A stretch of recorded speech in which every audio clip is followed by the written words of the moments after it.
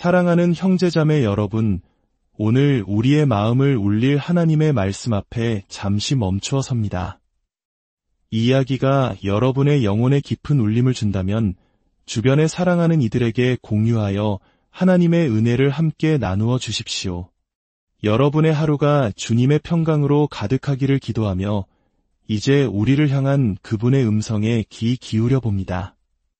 오늘 우리는 믿음의 여정 속에서 하나님이 우리를 어떻게 부르시고 사용하시는지, 그리고 그 부르심 앞에서 우리가 어떻게 반응해야 하는지에 대한 깊은 통찰을 나누고자 합니다. 이 이야기는 독일의 한 평범한 교회에서 시작되어 아프리카 대륙을 뒤흔든 한 복음 전도자의 뜨거운 고백에서 비롯됩니다. 그는 불타는 마음을 안고 아프리카로 향했지만 처음에는 하나님의 위대한 계획에 온전히 쓰임받지 못했습니다. 뼈를 깎는 노력을 했음에도 불구하고 그가 본 것은 너무나 미미한 영향력이었습니다. 때로는 눈물을 흘리며 복음을 전했습니다. 오, 하나님, 이것은 불가능합니다. 어떻게 우리가 위대한 사명을 완수할 수 있단 말입니까? 그의 사역이 아프리카에서 아무런 영향력이 없다면, 이라고 절망하던 어느 날 밤, 하나님께서는 그에게 꿈을 통해 환상을 보여주셨습니다. 그는 아프리카 대륙 전체가 심지어 마다가스카르 섬까지 예수님의 보혈로 씻겨지는 것을 보았습니다. 그리고 그의 온 존재를 꿰뚫는 성령의 음성을 들었습니다. 그 음성은 오늘날까지도 그의 귓가에 생생하게 울리고 있다고 합니다. 아프리카는 구원받을 것이다. 그는 그 경험을 통해 한 가지 중요한 사실을 깨달았습니다. 하나님께서 될 것이다 라고 말씀하시고 우리가 그 말씀에 순종하여 행동할 때 그것은 반드시 이루어지며 하나님께 영광이 된다는 것입니다. 누구든지 주의 이름을 부르는 자는 구원을 받으리라 이 말씀처럼 우리가 주님의 부르심에 응답할 때 구원의 역사가 일어나는 것입니다. 어느 날 그는 한 경기장을 빌려 복음 집회를 열었습니다. 첫날 밤 고작 100명의 사람이 모였습니다. 재앙과도 같은 순간이었습니다. 하지만 그가 말씀을 선포하기 시작했을 때 하나님의 능력이 임했습니다. 설교를 시작한 지 단 10분 만에 사람들이 자리에서 벌떡 일어나 소리치기 시작했습니다. 방금 치유받았어요. 처음에는 어떻게 감히 내 설교를 방해하는가라고 생각했지만 그는 곧 깨달았습니다. 때로 예수님은 우리의 잘짜인 설교보다 살아있는 그분의 능력이 나타나기를 더 원하신다는 것을 말입니다. 그가 사람들에게 안수했을 때 그곳에 있던 모든 이들이 성령의 능력 안에서 쓰러지는 놀라운 광경이 펼쳐졌습니다. 그는 이전에 한 번도 본 적 없는 모습에 두려움을 느꼈지만 한 시각장애인 여성이 눈을 뜨고 한 달이 저는 사람이 일어나 걷는 기적을 목격했습니다. 그곳은 하나님의 능력으로 폭발했습니다. 며칠 만에 경기장은 사람들로 가득 찼고 그날 이후로 그의 사역은 마치 하나님의 강력한 타작기계처럼 아프리카를 휩쓸었습니다. 해마다 수백만 명의 영혼이 하나님의 나라로 인도되었습니다. 그리고 그는 믿습니다. 하나님 안에서는 어떤 것도 줄어들지 않고 멍에를 꺾는 기름 부으심을 포함한 모든 것이 증가하기에 최고의 순간은 아직 오지 않았다는 것을 말입니다. 할렐루야! 할렐루야! 이 외침은 단순한 감탄사가 아닙니다. 아프리카에서 사역할 때 많은 주술사들이 그를 저주하려 했습니다. 그가 마을에 나타나면 그들의 사업이 파산했기 때문입니다. 사탄은 이미 파산했습니다. 그런데 구원받은 주술사들의 간증에 따르면 그가 마이크를 잡고 할렐루야 라고 한번 외쳤을 때 그들의 모든 악한 능력이 파괴되었다고 합니다.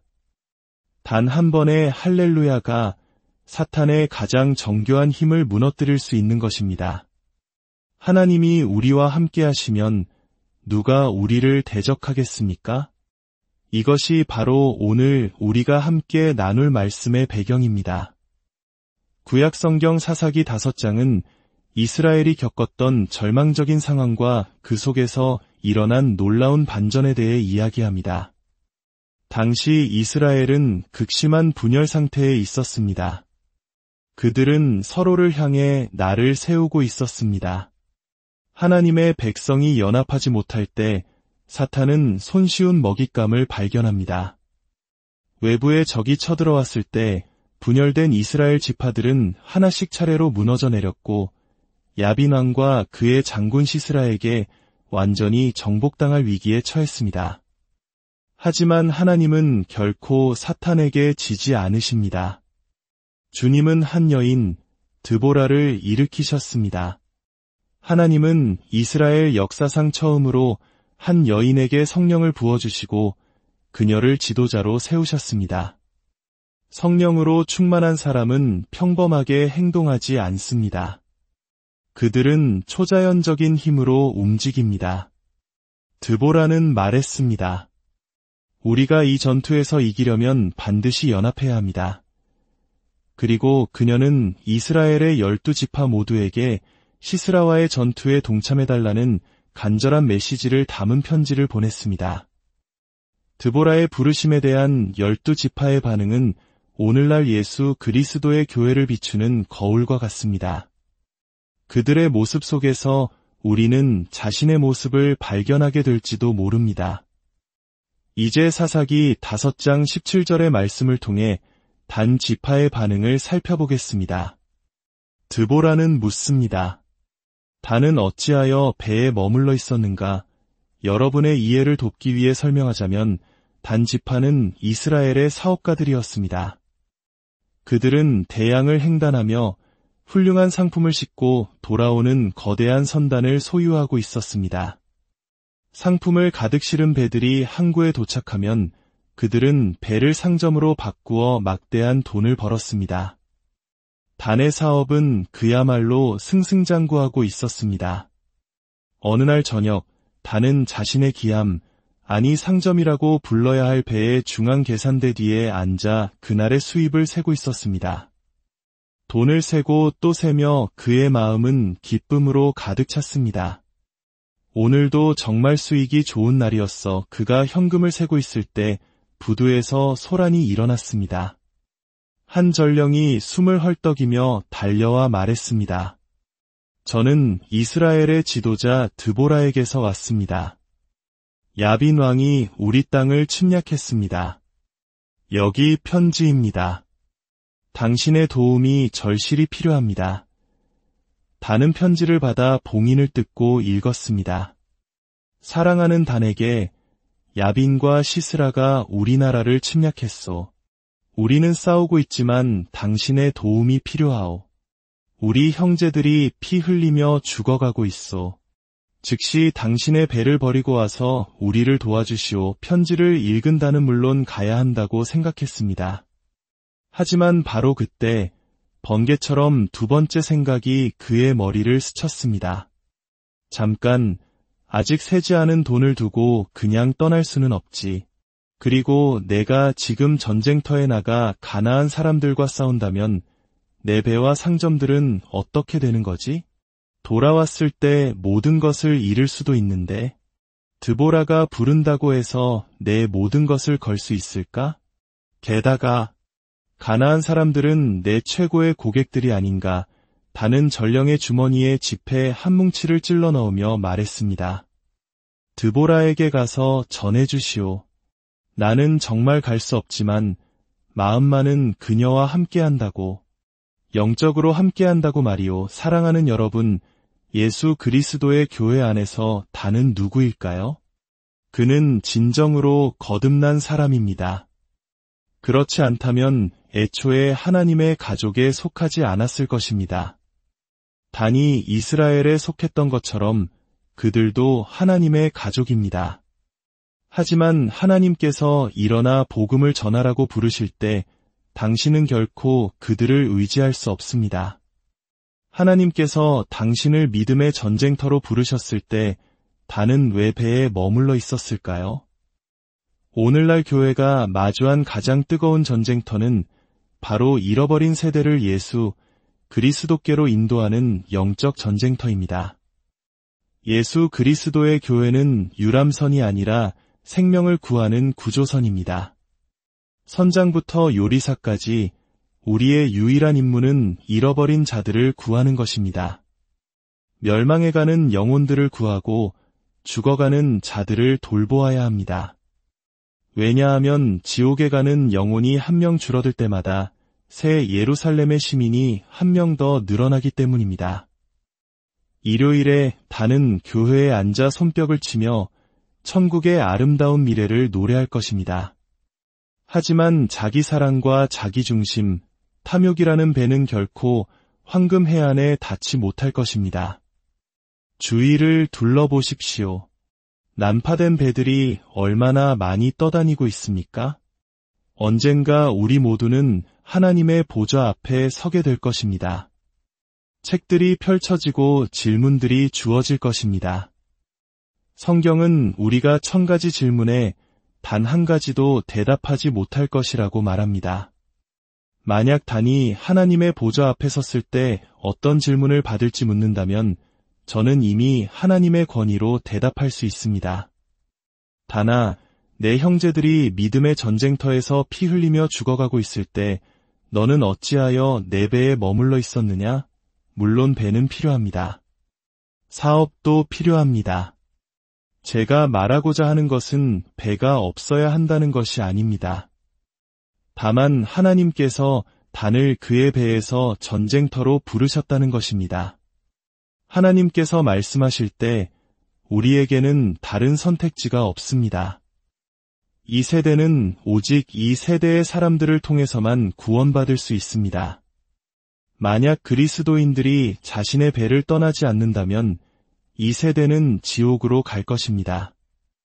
온 천하에 다니며 만민에게 복음을 전파하라는 말씀은 초대가 아니라 명령입니다. 이제 또 다른 지파, 르우벤에 대해 이야기해 봅시다. 사사기 5장 16절은 이렇게 말합니다. 르우벤 시냇가에서 마음에 크게 살핌이 있었더라. 르우벤 지파는 이스라엘의 사상가들이자 지식인 엘리트였습니다. 그들은 이름 뒤에 수많은 학위를 가진 사람들이었습니다. 오해하지 마십시오. 저는 교육에 반대하지 않습니다. 저 또한 약간의 교육을 받았으니까요. 드보라의 편지를 받은 르우벤은 매우 분별력 있는 행동을 했습니다. 그는 비상 상황에서 늘 하던 대로 위원회를 소집했습니다. 그는 모든 현명한 사람들을 모아 회의를 시작했습니다. 55개의 안건이 상정되었고 그들은 일 번안건부터 차근차근 논의하기 시작했습니다. 그들은 이스라엘의 곤경에 대해 몇 시간이고 토론하고 또 토론했습니다. 그들은 말했습니다. 우리는 그냥 전투에 뛰어들 수 없어. 충분히 숙고하지 않은 일을 해서는 안 돼. 우리는 르우벤 지파야. 우리는 이스라엘 역사상 최고의 전투 계획을 세울 거야. 그들은 종이 위에서 이미 적을 완벽하게 파괴했습니다. 회의 중간에 커피 브레이크를 가졌을 때 멀리서 들려오는 전투의 소음과 불타는 마을에서 피어오르는 연기를 보았을지도 모릅니다. 하지만 그들은 서둘러 회의실로 돌아갔습니다. 마침내 그들은 55번째 안건에 도달했습니다. 그것은 매우 까다로운 문제였습니다. 여러분은 그 안건이 무엇이었는지 궁금하십니까? 그 안건은 단 한 단어였습니다. 바로 드보라였습니다. 의장이 일어서서 말했습니다. 우리가 여자를 따라 전투에 나가야 합니까? 성경에는 그런 전례가 없습니다. 이것은 원칙의 문제입니다. 우리는 여자를 따라 전쟁터에 갈 수 없습니다. 보십시오. 그들은 하나님의 음성을 한 여인의 음성으로 착각했습니다. 오늘날까지도 많은 사람들이 하나님의 음성을 어떤 특정한 사람의 음성으로 착각하는 비극이 계속되고 있습니다. 그들은 드보라 뒤에 살아계신 하나님의 영이 함께하심을 꿰뚫어 볼 통찰력이 없었습니다. 하나님은 여성을 사용하실 수 있을까요? 그렇습니다. 하나님은 여성을 사용하실 것입니다. 특히 그분이 남자를 찾지 못하실 때 그녀를 사용하실 것입니다. 그리고 여성을 찾지 못하시면 어린아이들을 사용하실 것이며 어린아이들도 찾지 못하시면 돌들이 소리치게 하실 것입니다. 하지만 하나님은 그분의 일을 반드시 이루십니다. 르우벤 지파 사람들은 자신들이 엘리트라고 생각했지만 그들의 생각에 틀에 드보라는 맞지 않았습니다. 그들은 드보라가 여성이라는 이유로 외부인이라고 생각했지만 사실 드보라야말로 성령과 능력으로 기름 부음받은 하나님의 내부인이었습니다. 하나님의 나라에서는 위대한 연설가가 필요한 것이 아닙니다. 일어나서 하나님을 위해 무언가를 하는 사람들, 영혼을 구하기 위해 실질적이고 구체적인 일을 하는 사람들이 필요합니다.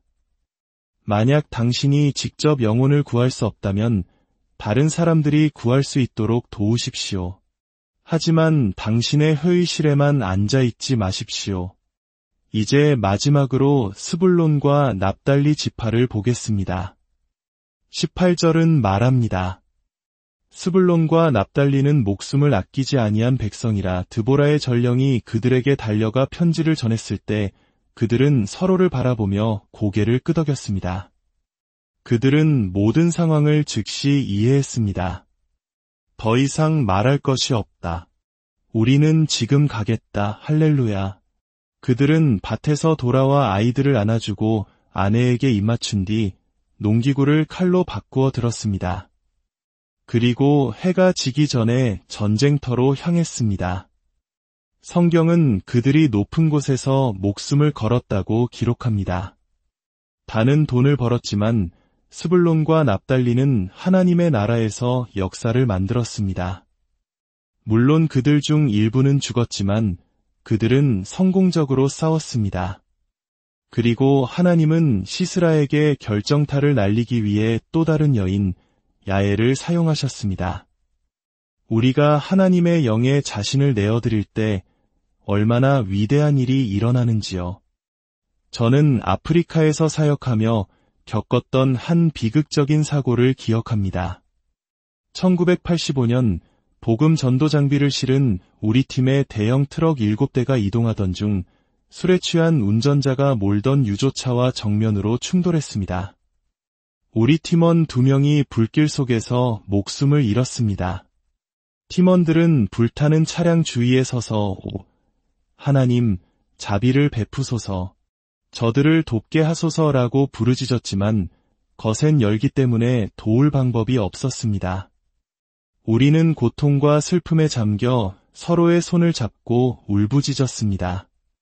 그때 성령께서 우리에게 임하셨고 거룩한 결단이 우리 마음속에 솟아올랐습니다.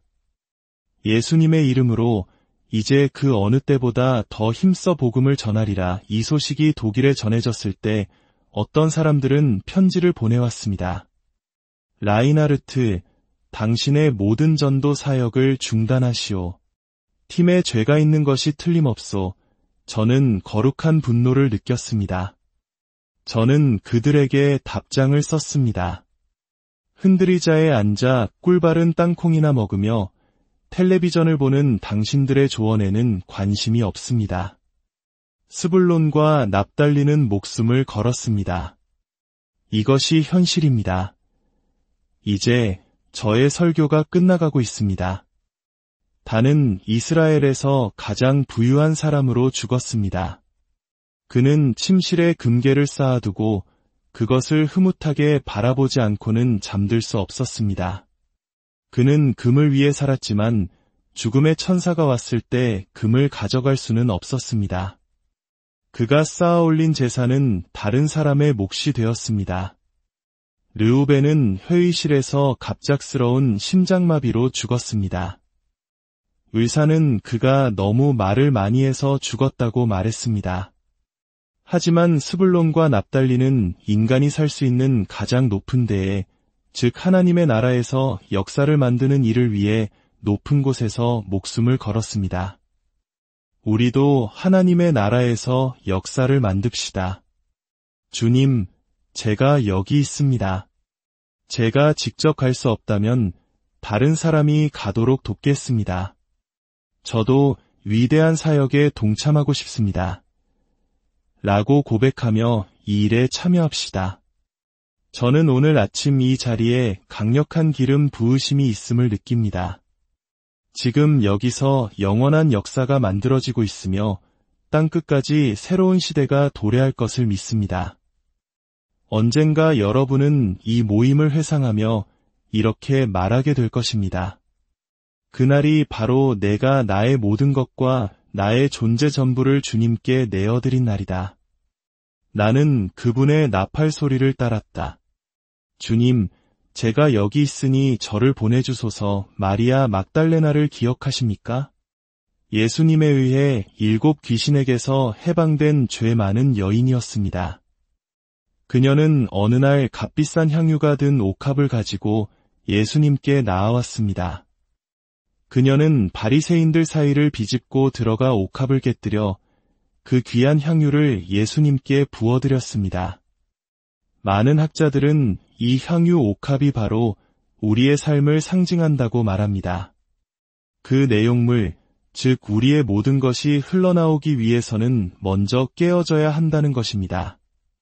만약 당신이 예수님께 기름 부음 받기를 원한다면 먼저 당신이 예수님을 기름 부어드려야 합니다.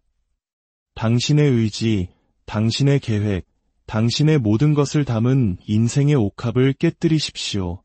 당신의 머리를 위해 가시관을 쓰신 그분의 머리에, 당신을 위해 못 박히신 그분의 손에, 당신을 위해 채찍질 당하신 그분의 등에 당신의 삶이라는 희생 제물로 기름을 부어 드리십시오. 하나님의 말씀이 진리인 것처럼 당신은 성령의 기름 부으심을 받아 이 자리에서부터 하나님의 전쟁 최전선으로 나아가게 될 것이며 살아계신 하나님의 손에 들린 강력한 무기가 될 것입니다. 이제 요한복음 8장의 이야기로 넘어가 보겠습니다. 이 이야기는 복음의 정수를 가장 명확하게 보여줍니다. 이른 아침 예수님께서 성전으로 가실 때 많은 사람들이 그분 주위로 모여들었습니다. 예수님께서 앉아 그들을 가르치고 계실 때 서기관들과 바리새인들이 가늠하다 현장에서 잡힌 한 여인을 끌고 왔습니다. 그들은 여인을 가운데 세우고 예수님께 말했습니다. 선생님, 이 여자가 가늠하다가 현장에서 잡혔습니다. 모세의 율법에는 이런 여자를 돌로 치라고 명령했는데 선생님은 어떻게 말씀하시겠습니까? 이것은 함정이었습니다. 만약 예수님께서 그 여인을 죽이는 것은 너무 잔인하다고 말씀하셨다면 그들은 이 사람은 하나님의 거룩한 말씀에 대항한다고 비난했을 것입니다. 만약 예수님께서 당신들 말이 맞다, 돌로 치라고 하셨다면 그들은 예수님을 자비 없는 율법주의자로 몰아갔을 것입니다. 그때 예수님께서는 몸을 굽혀 손가락으로 땅에 무언가를 쓰셨습니다. 그들이 계속해서 묻자 예수님께서 일어나 그들을 보시며 말씀하셨습니다. 너희 중에 죄 없는 자가 먼저 돌로 치라. 그 순간 성령께서 움직이기 시작하셨습니다. 가장 나이 많은 바리새인의 마음속에 죄 없는 자가 먼저 돌로 치라는 음성이 메아리쳤습니다. 그는 성령의 역사하심으로 자신의 죄를 보게 되었습니다. 십계명의 조항 하나하나 앞에서 그는 유죄라는 내면의 음성을 들었습니다. 그들은 모두 자신들의 양심의 찔림을 받아 나이 많은 자로부터 시작하여 젊은 자까지 하나씩 하나씩 그 자리를 떠나갔습니다. 예수님께서 땅에 쓰신 것은 무엇이었을까요? 그것은 바로 성령께서 우리 모두의 마음에 쓰고 계신 단어 유죄였습니다. 모든 사람이 죄를 범하였음에 하나님의 영광에 이르지 못하더니 의인은 없나니 하나도 없습니다. 홀로 남겨진 여인. 그녀는 생애 처음으로 죄 없으신 분의 눈을 보았습니다. 그리고 자신을 심판할 유일한 권리를 가지신 분 앞에서 무너져 내렸습니다. 그녀는 예수님께서 돌로 치라고 말씀하시는 것을 들었다고 생각하고 모든 것을 체념한 채 머리를 감싸 안고 울기 시작했습니다. 하지만 돌은 날아오지 않았습니다. 그녀가 고개를 들었을 때 예수님의 음성이 들렸습니다. 여자여, 너를 고발하던 그들이 어디 있느냐? 너를 정죄한 자가 없느냐?